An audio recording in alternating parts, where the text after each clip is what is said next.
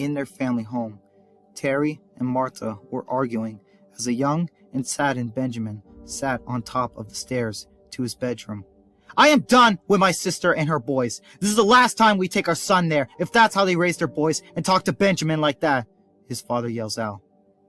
"Honey, calm down. He'll hear you," Martha rebuttals. "He should hear me. We have been giving my sister money and favors for years, and they've never watched our son like he was one of theirs. My sister has been a parasite to our family, and I am done letting them do this to us. They've always asked for something, and they've always given us excuses." Martha rubs her head. "Honey, what about Benjamin? He needs friends and..." But he interrupts her. "Not them! Our son deserves better than those good-for-nothing punks." "Don't yell at me," she says. "I'm not yelling," he says, stopping himself. "I'm sorry. I lost my head there for a moment. I'm sorry, dear. It's just I want the best for our son, and he deserves better.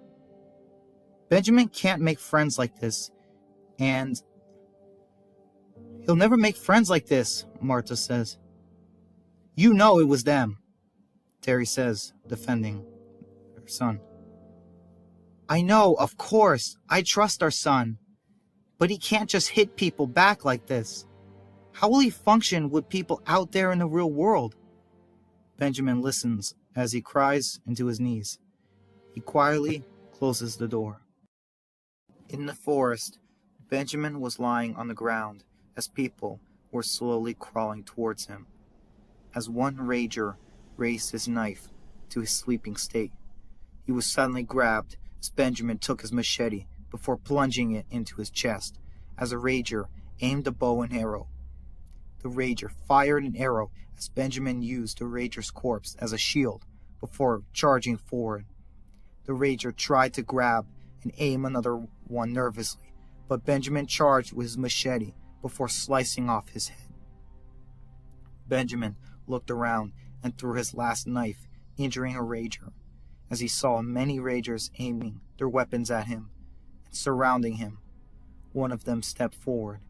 Benjamin watched the crowd moving and saw someone taller making his way forward. "Don't kill that one!" Benjamin heard. He recognized that voice. A large rager stepped forward. "Not yet." His right-hand man steps forward. "But my king, he has killed many of our people," he said. "Yes, Raven. This one has killed many of our people, my followers. He will die by my hands. He will be an example to everyone. He will suffer a fate deserving of his many crimes against us," the king said, pulling out his weapons and handing them to his people, as Benjamin watched, not looking scared at all. "Let us begin your judgment," the king said, as he charged forward with his fist raised and the crowd shouting. At Nest, Tyler walks carrying a rifle with Sean there at the gate. "You don't come for another 3 hours," Sean tells him. "I'm not relieving you. I just wanted to talk to someone," Tyler tells him. "What's up?" Sean asks. "Do you think my sisters and the others are okay?" Tyler asks, worried. "I think they are. They're just taking their time. Benjamin and them can handle a bunch of smelly face paint wearing psychos," Sean tells him. "Speaking of those psychos, a few of them broke into our house during the attack," Tyler says, catching Sean's attention as Tyler leans against the wall. "I've never killed anyone before," he tells Sean.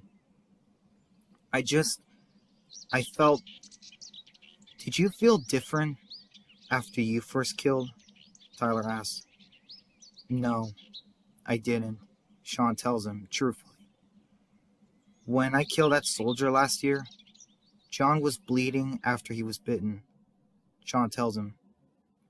"I mean, I killed a woman that broke into our house.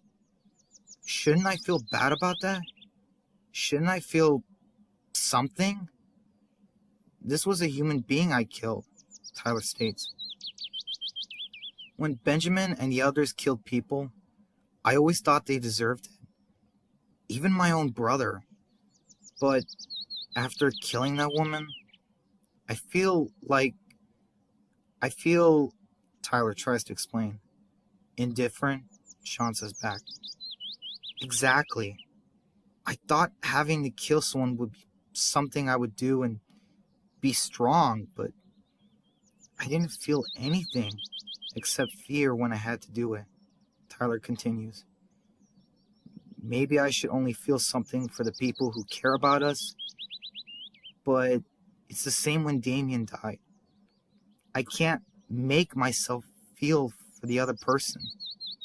I feel nothing inside, like an empty shell. Sean looks at him.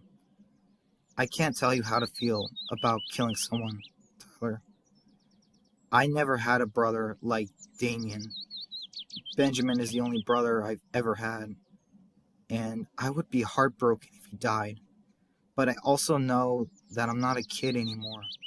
To survive, we have to kill people without feeling, because if we hesitate, we die, Sean tells him. Meanwhile, Hannah was preparing food with the other women in the community. Grace was making pasta, while Karen was watching the children. How have you and the kids been holding up? Hannah asks her. The boys and I are adjusting. I keep thinking I'll see him around the corner, but then I have to remind myself he's not there anymore, she tells Hannah, putting her bowl down. Oh, Hannah, you don't use that oil. Use this one, she tells her. Oh, I'm sorry, she says, taking the right oil. As they look towards Karen, I'm really worried about Karen. She lost her youngest child, and her remaining two are out Lord knows where, Grace tells her.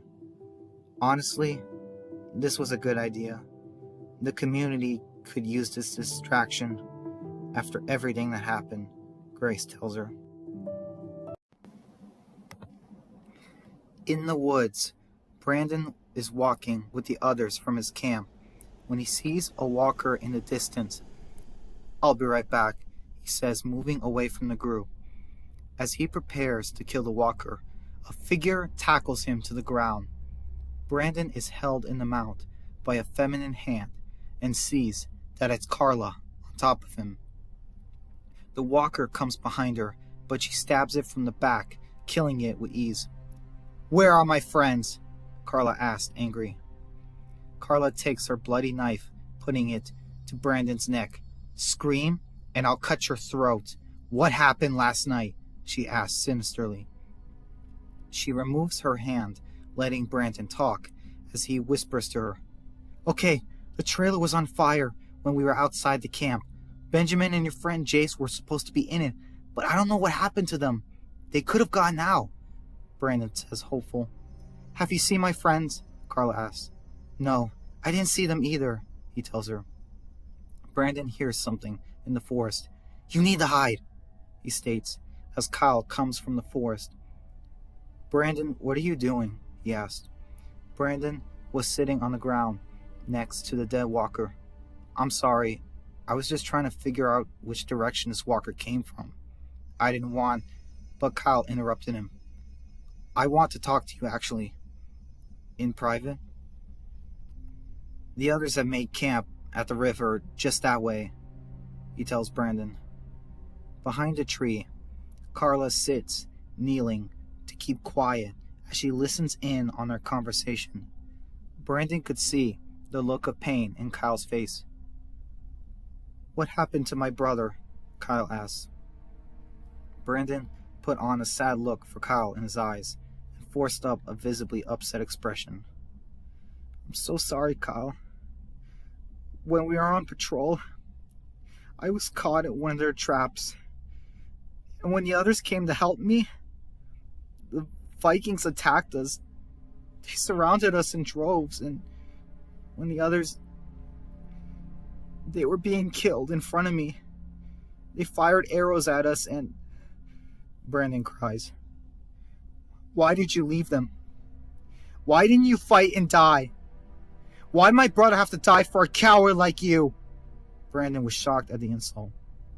He couldn't tell what really happened when he had to play it cool. What? No, I fought them too, I swear. I was the only one who was able to escape, Brandon tries to tell him. Kyle ignores him. You're a coward, Brandon. Go to hell. I can tell you're lying, and to my face too. You should be dead, Kyle says, walking away pissed off. Carla looked to see them leave, and took off. Brandon walked back to the camp, seeing the other members of the Takers. Xavier ordered everyone to set up camp for the night. Everyone was exhausted and hungry. Brandon went to check on Peter and Sarah. How are you guys holding up? He asked. Well, we're alive. Can't say much for some of the others, Peter tells Brandon. We're low on food, Sarah tells him. A lot of people are gonna have to go to bed hungry tonight. We'll be okay. I heard what happened. Sorry about Kyle, Peter says. You heard all that? Brandon asked. Yeah, it wasn't hard to hear. Kyle just needs some time, Peter tells him. Xavier walks to the both of them. You should get looked at by Dr. Kent, he says, pointing to his bloody shirt. You look like you're bleeding pretty bad. Brandon thanks him. This isn't really my blood, Brandon tells him. Xavier looks at it. It's so black, Xavier says, looking at his shirt. Brandon was nervous. Are you feeling okay, sir? You didn't sleep or eat anything for an entire day, and it looks like you caught a lot of that smoke from last night, Brandon says, changing the subject. Peter agrees with Brandon, saying that his eyes don't look so good, as Xavier rubs his eyes, telling them that they may be right, as his eyes have been irritating him all day. Listen, we're gonna set up camp for the night, but there's something you two should... You know those 2 captives we took yesterday? Well, they were in the trailer that was on fire. I don't want to panic everyone, but I think we were attacked last night. I think it was their group. Meanwhile, Rachel and the others were waiting by one of the cars as Jeff sits by himself. We can't leave without him. How can we just leave him? My son! He asks. John looks around. We're still missing them and Carla. They're not here, and we've been searching for hours. They're long gone after last night. They can be anywhere, John states. Why don't we just use Merle to track them down? Victor asks, annoyed. Because Merle can't track in a burned forest. All that smoke and ash blocks a dog's sense of smell. Unfortunately, he can't help us, John tells him. Rachel speaks up. You think Benjamin and Jason made that fire last night? She asks. It had to have been one of them, he says, back to her hopeful.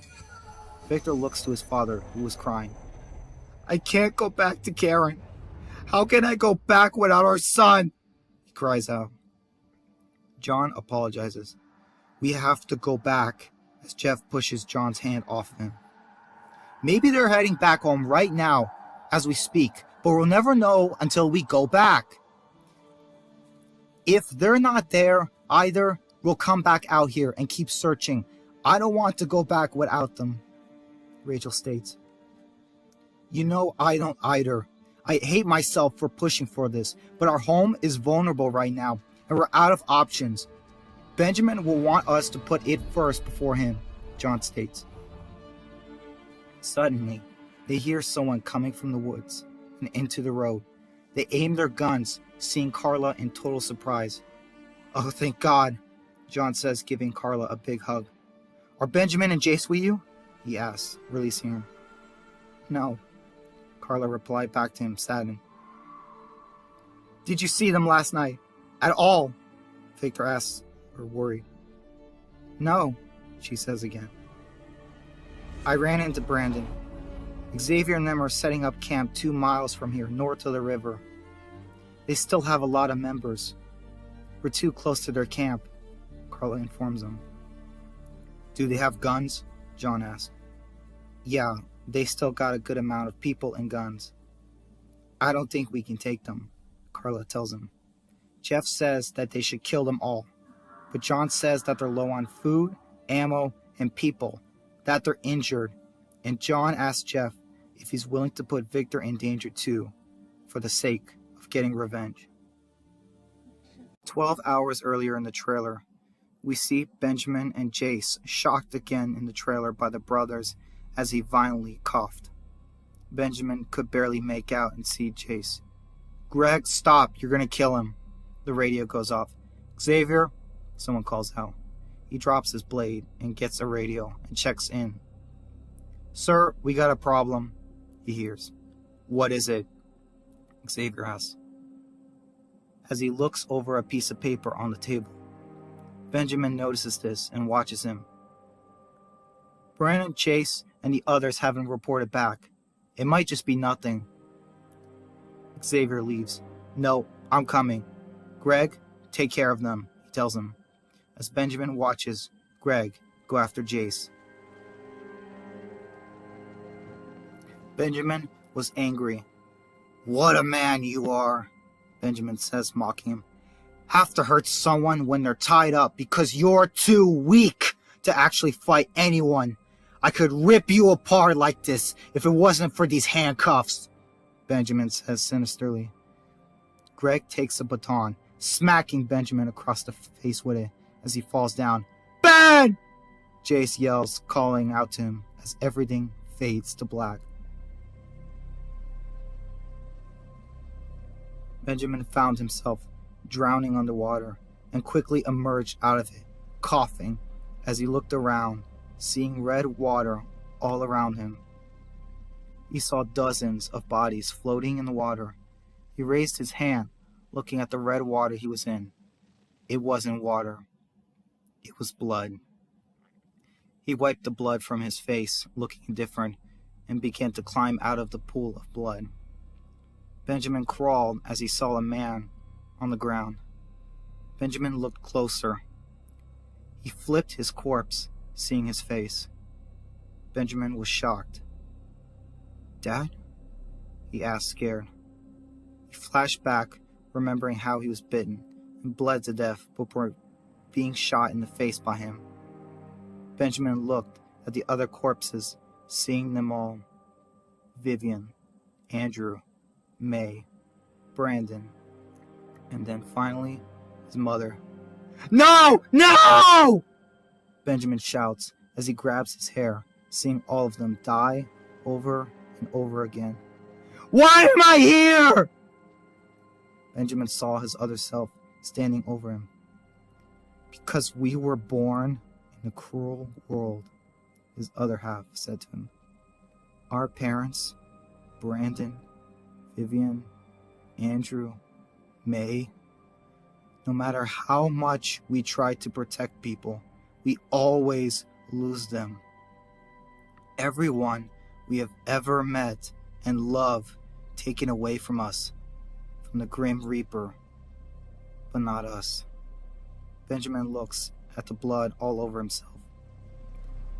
"No matter how much we stained ourselves with the blood of the people we killed, they'll never stop trying to kill the people we love," his other half states. "What can I do? I'm just one man," Benjamin asks. His other self grabs him, putting his face to his. "No, you cannot think like that. You're more than a man. Can be 1,000 if you wanted to be. You need to fight harder. You need to go past everything you've ever done and learn. Everything you've been through is nothing compared to how much further you need to keep going to keep them alive," he tells him, as Benjamin listens. "All our lives, we've had to fight. Sebastian, David, Scott, Mortars, Derek's, Damien, the King. You've made it okay so far, but people are dying. It's not enough. You can't kill the monsters. Not all of them. They're always... You're the only one who can bring extinction to everything that's sick and wrong with this cruel world. You have to be more." Would you rather have them hate you and live, or die loving you? Can you be cruel enough to save them from this cruel world? Can you make this choice? Benjamin raises his head to his other self. I didn't choose this. It chose me. He stayed center still.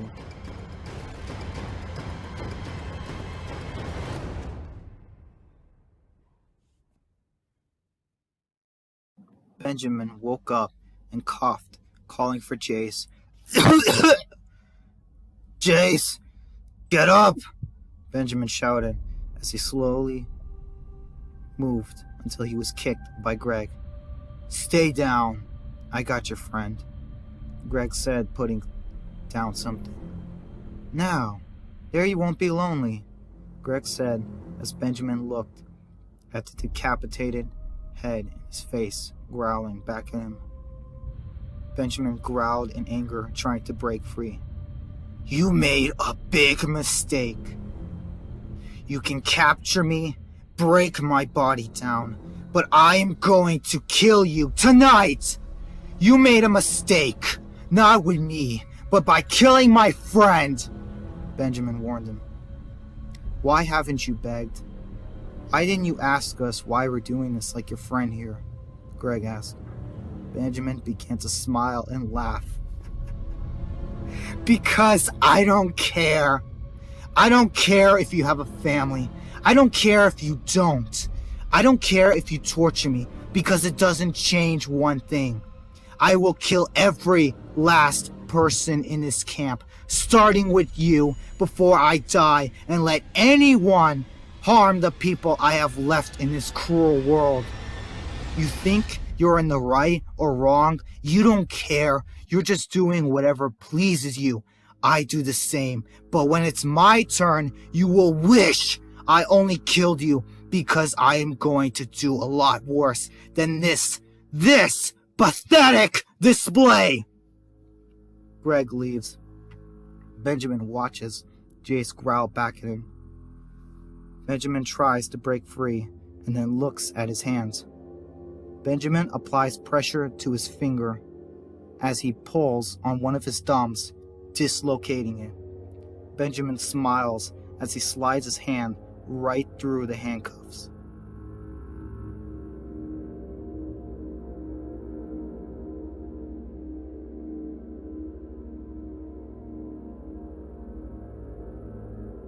Sometime later, Greg opens the door to the trailer house with the handcuffs lying in place, with Benjamin nowhere to be found. No way. That's not possible. Greg goes and examines the handcuffs, seeing them still locked.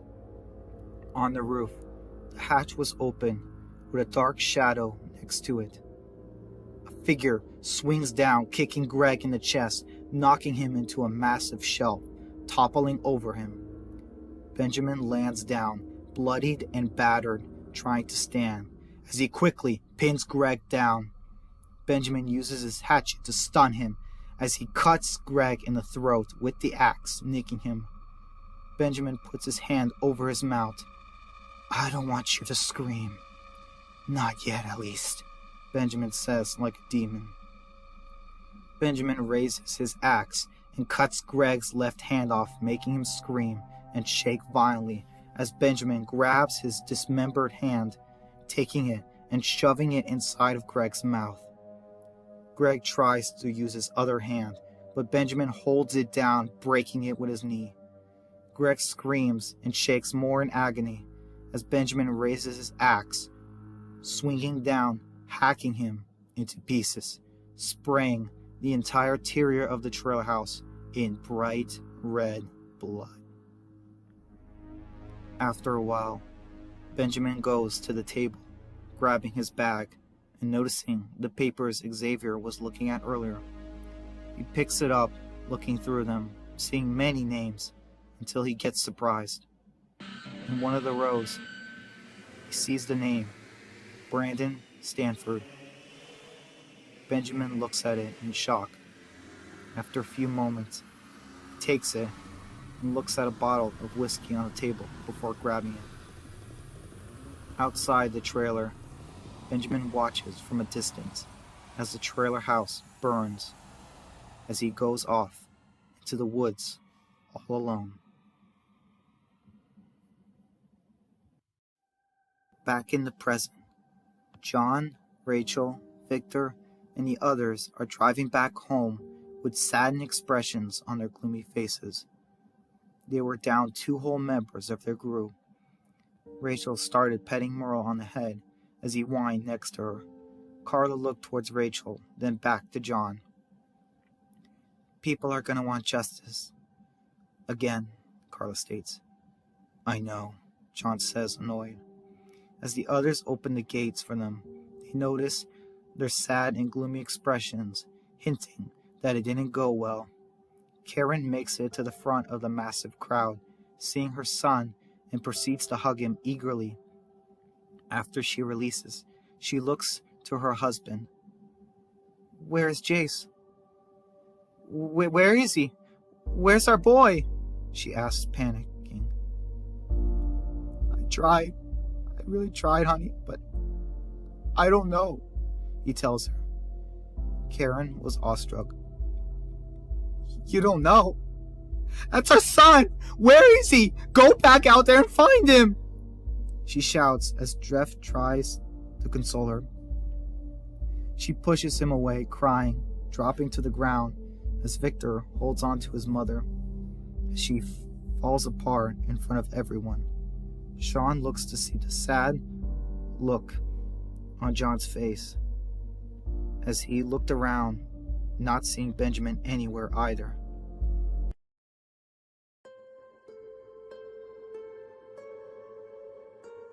Benjamin ducks out of the way from his punch and kicks the king in both the back of his knees.